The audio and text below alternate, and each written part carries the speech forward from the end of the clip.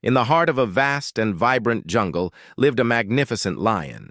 He was the king, strong and proud, with a roar that could make the very ground tremble.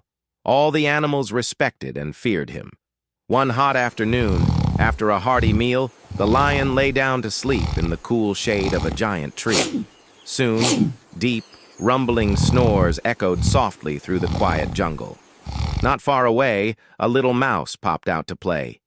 He was in a very jolly mood, scampering here and there without a care in the world. In his excitement, he didn't see the huge, sleeping lion. He ran up the lion's tail, treating his back like a fun, furry hill, and slid down his mane. The lion's peaceful sleep was broken. He awoke with a start, feeling the tiny feet on his back. With a furious roar, he slammed his giant paw down, trapping the terrified little mouse. "You tiny creature! How dare you disturb the king of the jungle? I shall eat you for your insolence!" The poor mouse trembled with fear. He could feel the lion's sharp claws, but gathering all his courage, he squeaked. "Oh, pardon me, great king, I beg you. I did not mean to wake you. If you spare my life today, I promise I will never forget your kindness. Who knows, one day I might be able to help you in return." The lion looked at the tiny mouse and couldn't help but laugh. The idea that this minuscule creature could ever help him, the mighty lion, was the funniest thing he had ever heard. "You? Help me? That is amusing, but your courage has pleased me. Very well, little one. Go, live your life."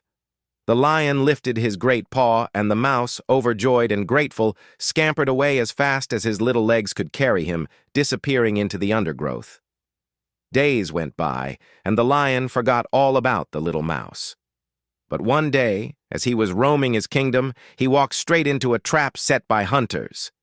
A thick, heavy rope net fell over him, pulling him off his feet and trapping him completely.